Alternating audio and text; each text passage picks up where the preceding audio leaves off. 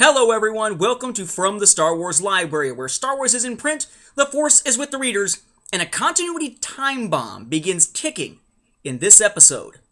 I'm your host, Nathan P. Butler. We have finally come to the end of the series known as the Jedi Prince series or the Trioculus Saga. It's a series by Paul and Hollace Davids, released in 1992 as one trilogy, then another trilogy in 1993 as part of a broader series that they say was originally meant to be 9 books as opposed to 6. And it's the book that ends it that we look at this time, Prophets of the Dark Side. And this is the book that causes some continuity things to happen that will eventually get this entire series kicked out of continuity for years to come. The book begins with essentially a dramatis persona type thing that instead of having descriptions has pictures of the characters, which I think is kind of cool. There's The Adventure Continues thing to tell us what happened not just in the films, but also in this book series up to this point. The entire series has art throughout, and usually they have a preview for the next book in the series in the back. And this is why I'm kind of iffy on whether to believe the Davids about this being book 6 out of what's supposed to be 9. This book, rather than going story, preview of the next book, glossary, which is kind of neat, this one doesn't have a preview. Now that can mean one of about 3 things, maybe more. I'm going to stick with 3. 1. Maybe there was never meant to be a 7th book, and all their talk about a 7th book and an 8th and a 9th that would have tied up the continuity issue here is all a bunch of bull Sith. Or maybe it's a case where they simply, just didn't have it ready yet, so there wasn't any part of it they could use as a preview. Yes, there's a 7th book coming, just wasn't possible. Or look, maybe it's a combination of those two. Maybe it's a situation where there wasn't a preview ready, so the preview doesn't show up in the book. And it's only after this is being published that they realize that, hey, there's nothing they can do about it because that next book in the series has been canceled, so it winds up being somewhat fortuitous that they didn't preview a book that turns out wasn't going to exist anyway. Either way, it brings up the question of when did they know that this was not going to wind up getting a follow-up? Because depending on when that takes place in relation to this book being printed in May of 1993, that puts it in a different context with the publication and the writing process for the book Courtship of Princess Leia, which is going to show the wedding and the lead up to the wedding of Han Solo and Leia Organa, taking place 4 years after the events of Return of the Jedi. This book covers what is basically supposed to be the same events or the same concept, except it's 3 years too early and winds up being the thing that kicks the series basically out of the continuity for a long time. At what point in the writing process or the creative process for Bantam did they decide they were going to supplant what happens here with a new book that tells things a completely different way? And if they knew that was going to happen before this book was actually published, why not change the ending somehow? Or were they really planning on a 7th book to tweak it, didn't tweak this, and only found out too late that, the next book that they were going to use to make that continuity fix then didn't get published? Huge lot of controversy about this, and depending on who you ask and when, the Davids or whomever, sometimes you get one story, sometimes you get another. Suffice to say, this book ends with a continuity gaffe that wasn't meant to happen, that really isn't the fault of this book per se, at least as far as we know. It's more the fault of Courtship of Princess Leia, that winds up banishing these books into obscurity for a long time, that makes them still kind of an oddity in terms of Star Wars continuity. The book itself picks up where we left off with Queen of the Empire. Trioculus has been freed from the Carbonite, has tried to make Leia his Queen of the Empire, only for the human replica droid of Leia to zap him and wind up leaving him near death. He dies as this book opens, getting Moff Hissa, who at this point, again, is part human, part machine, because he got burned by the acid back in Mission from Mount Yoda, so now he's got like a cybernetic arm, he's got some cybernetic legs and such.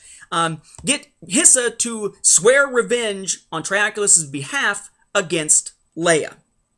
We also left off with Zorba the Hutt coming back out of the pit of Carkoon, and he winds up hooking up with the Prophets of the Dark Side as part of their machinations to get revenge and get destructive with the Rebel Alliance. Meanwhile, we still have a problem with Triclops, the real three-eyed son of Palpatine, as opposed to the imposter Trioculus, because he's now with the Rebels, but apparently has an implant in one of his molars that takes all of his very technical dreams, because he's some kind of like technical genius or savant or something, and transmit that information to the Empire. Turns out the Empire is able to control him through this. and they're trying to use him to find the lost city of the Jedi and all the knowledge found therein, though the prophets say they'll capture Kin, and that will lead them to the lost city. Either way, Jedi archives, Jedi information, a lot of technical information could be very dangerous in the hands of the Empire, so Luke winds up on a mission with Kin to essentially go back to the lost city of the Jedi in Yavin 4 and try to find a way to stop this from happening. Turns out, there is an area where there's a sort of a decoy entrance, and thanks to all this destructiveness that took place back in Mission from Mount Yoda, thanks to Trioculus, there's one of these doors that now basically leads into a flaming pit. And they're going to use that to set a trap by feeding that information to Triclops so he can unknowingly feed it to the Empire. This apparently is my feeding information gesture. It's like the old Doctor Who thing, can you talk without moving your hands? Yes? No? We also learn during the sequence in which they're there in the Lost City that apparently Kin actually has some beliefs about his background. He was left at the Lost City by a Jedi in brown robes with that part of the amulet that he's wearing around his neck. His name was Kin. So he's thinking that the Jedi who dropped him off is Obi-Wan Kenobi and that he is the son of Obi-Wan.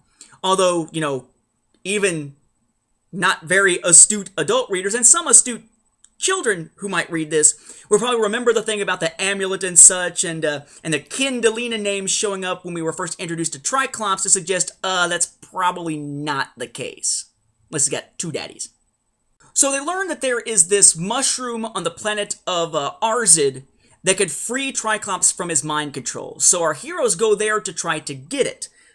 Meanwhile, Zorba and the prophets have kind of hooked up. They've wound up basically condemning all of the Moffs for their actions on behalf of Trioculus against the prophets of the dark side. The prophets, or these fake prophets of the dark side led by the fake Supreme Prophet Kadan, are now in charge of this chunk of the Empire, while Iceheart's, kind of doing her own thing elsewhere in the continuity, we wind up learning later. And somewhat by accident, Luke and Kin wind up being captured by stormtroopers on Arzid and brought aboard the Prophets of the Dark Side's ship. So at this point, Hissa has been sent. He's the one that isn't condemned. He is sent by the Prophets to Yavin 4 to use that information they got from Triclops' implant about the fake entrance to try to enter the Lost City of the Jedi, only he winds up falling into the fire. So Hissa is gone from the story. Hissa is now dead as well. And as a result, this means that Kadan knows that the information was fake. So he sort of makes a deal, I guess you could say, with Kin. I will allow you and Skywalker to live. I'm going to dump you on Hoth, but at least you'll have a chance to live with some survival gear, and I'll tell you the truth about your background, if you'll give me the real entrance to the Lost City. Kin, at this point, overly curious, finally breaks, is willing to make that trade, only to find out that the truth is, as we kind of saw coming, that he is the child of Kendalina, the Jedi, and a prisoner she fell in love with while on Kessel, Triclops. And that Triclops, being the actual mutant son of Emperor Palpatine, means that Kin is the grandson of Palpatine. So really kind of in a sense, he's the heir to the Empire, or he's the heir to the Empire. An attack against the Lost City takes place. The Prophets try to make away with the Jedi Archives computer that's there, that Luke could certainly make a lot of use out of, only it winds up being wiped out in the process. So nobody gets the information, kind of a scorched earth kind of thing, or scorched Yavin kind of thing, but I guess scorched is what happened with the jungle back in Mission from Mount Yoda. And the result of this whole affair is that Kadan winds up being left inside the Lost City of the Jedi, which at this point is falling apart around him. The fake Kadan, at least, is left there, leaving him around, presumably for the possibility of future books in this series. Triclops, for his part, had been jailed, to keep him from being able to leak any more secrets, but before our heroes can get back with the mushrooms to free him from the mind control, he has escaped, leaving a note for Kin, expressing his feelings, of course, about Kin being his son. So Triclops is somewhere out there on Yavin 4, which leaves him in play for possible future stories, and Kin, of course, has returned. He is still in the fold to become a student of Luke as a future Jedi, though he's mentioned in source material, but all this stuff never really gets resolved. It gets kind of left hanging out there, which does lead us to believe that maybe there would have been more to this series. Maybe the Davids are telling the truth about that. They probably are. But then we get to the ending. Remember that back because of events that took place on Chad and Queen of the Empire, Han has decided that it's time to really show Leia how he feels, and they decided to elope to Hologram Fun World in that book. It didn't wind up leading to a wedding because the Empire got involved and Zorba got involved and everything, but the end result is that they still wanted to marry each other. So finally, at the end of Prophets of the Dark Side, we see the wedding of Han and Leia. Here comes the bride and all that. It's actually in the same room they did their Yavin celebration in A New Hope, which I thought was kind of a cool way of doing it at the time. In the description, it's very similar to what we see in Courtship of Princess Leia. We lead with them getting married, or about to be. The last segment, enjoying the scent of her bouquet of bright flowers, Leia glanced over at her brother Luke and exchanged another smile. Then she turned her gaze toward Han, her husband-to-be. He looked at her adoringly in return and smiled as she prepared to take her first steps down the aisle. And that is where this series ends. Now, supposedly there was supposed to be another book, as I've mentioned previously, and the Empire was going to attack, and that Imperial attack was to, again, interrupt this wedding, which would have called it off, so Courtship of Princess Leia, released 1 year after this to the month, May of 1994, would wind up being the story that really tells how they got together. But somehow in the span of any books to follow, the 7th book or 7, 8, and 9, would have somehow taken them and separated them enough that another few years could pass before the idea of marriage were to come back again and be something they'd actually follow through with. But instead, those are never published. And instead we get this story that ends on a note that can't possibly be the case unless something happens to interrupt or stop this wedding. Maybe there's a point at which we're supposed to assume they say, "And now if there be any man or woman who objects to this marriage, speak now or forever hold your peace." And Luke says, "I can't help it, I know she's my sister. Incest is best. Put your sister to the test. I still love her." Hopefully not. But we don't know. We don't know what the deal is. And again, this is an era in which this idea of canon, the idea of the official continuity, is still very fragile and very simplistic. A story is either in continuity or it is out of continuity. There is nothing really in between. Heir to the Empire, Dark Force Rising, Last Command, they're in continuity. Dark Empire, in continuity. The newspaper strips now being reprinted as classic Star Wars, possibly they're being reprinted by Dark Horse at this point, but the early Del Rey books, not in. Early Marvel stuff, no. Early newspaper strips, at least the ones not being reprinted by Dark Horse, no. And so on and so on and so on. And on that list, this stuff's going to wind up changing sides.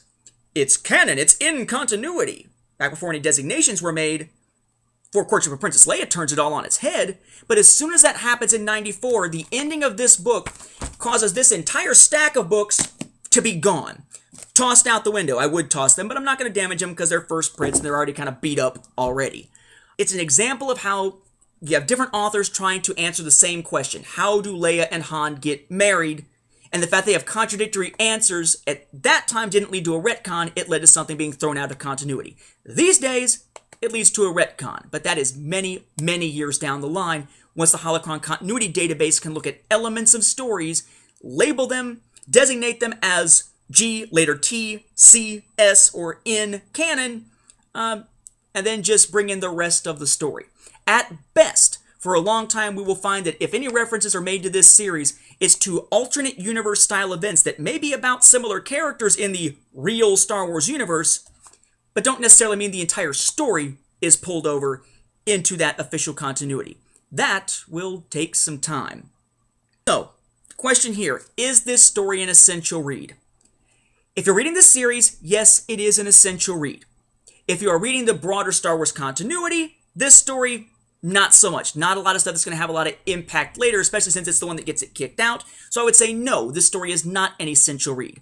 But for those who are interested in continuity, the idea of how Star Wars publishing has dealt with that in the past and want to see the inherent contradictions that caused such a thing as a Holocron Continuity Database to need to be made in the first place, reading this and reading Courtship of Princess Leia is an excellent example and lesson in how that process developed over time.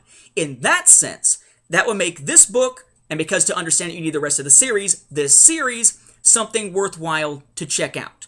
Just not essential from a continuity standpoint of things. With that, we wrap up this episode. Next time we wrap up the Thrawn trilogy with Last Command, released the same month as this. Thank you for watching, and may the Force be with the readers.